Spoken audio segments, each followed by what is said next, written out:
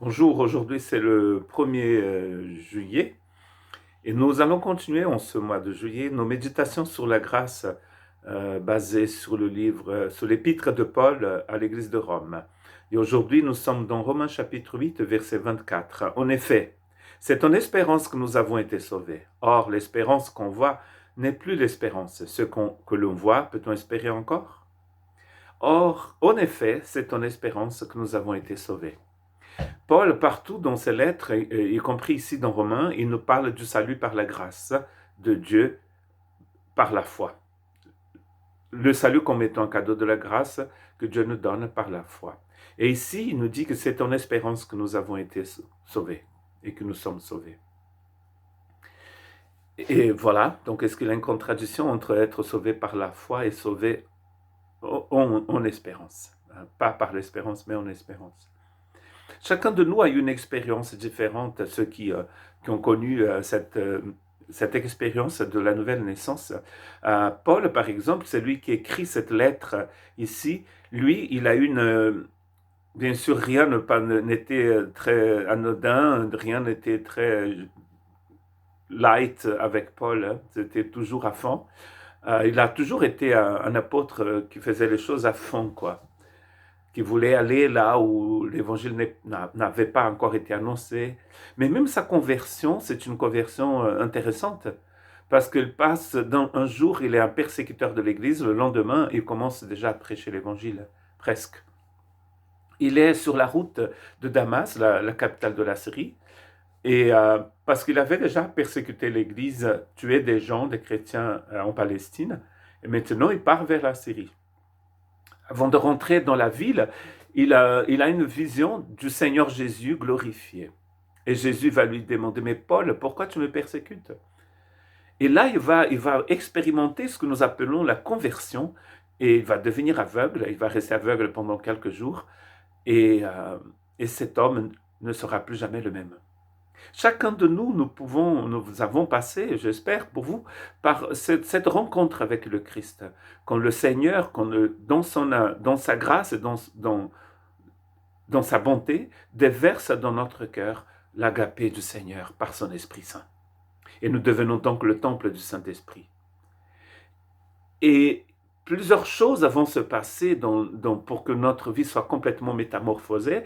Paul va les expliquer d'ailleurs dans cette lettre romaine. La justification par la foi, la propitiation, l'adoption, la sanctification. Et nous avons reçu ce cadeau immense de la part du Seigneur par la foi. Mais il y a des choses qui ne sont pas encore, donc, que nous n'avons pas encore reçues, comme la libération de notre corps, la résurrection. Mais c'est en espérance que nous continuons de croire au Seigneur et de croire qu'il va réaliser cette œuvre-là.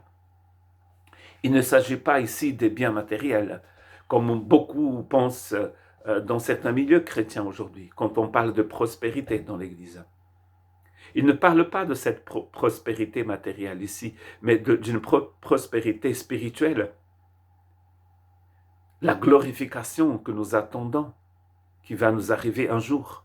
Mais même notre marche dans ce processus de sanctification, tout cela, c'est en espérance. Nous regardons vers l'avant et nous courons. Il est interdit dans les évangiles pour un disciple du Christ de regarder en arrière pendant qu'il court. D'ailleurs, il est interdit aussi dans les Jeux olympiques. Ce n'est pas un bon signe quand les gens regardent en arrière. Ni regarder les côtés, mais on regarde le but et nous courons.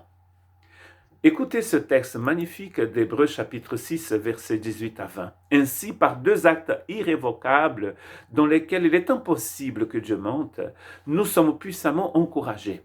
Et voilà, quand on court, et dans toutes ces lettres de Paul, vous pouvez trouver un peu cette idée des Jeux olympiques, des Jeux gréco-romains.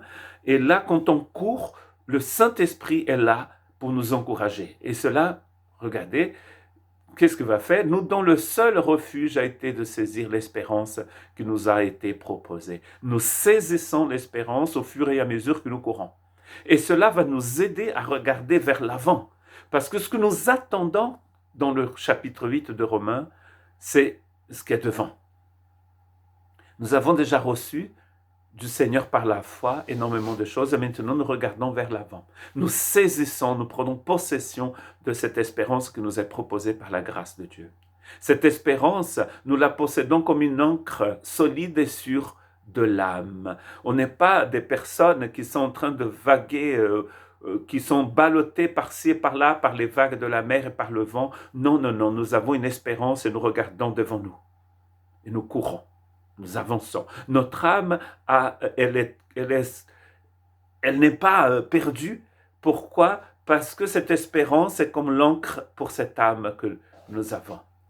Et elle est solide, cette espérance. Et nous allons aller vers l'avant, là où Jésus établit grand prêtre pour toujours, à la manière de Melchizedek, est rentré pour nous en percusseur. Le Christ est déjà allé pour nous. Et nous continuons d'avancer parce que nous savons que le Christ y est déjà pour nous. Que Dieu vous bénisse à ne pas perdre l'espérance aujourd'hui et à continuer à courir vers l'avant.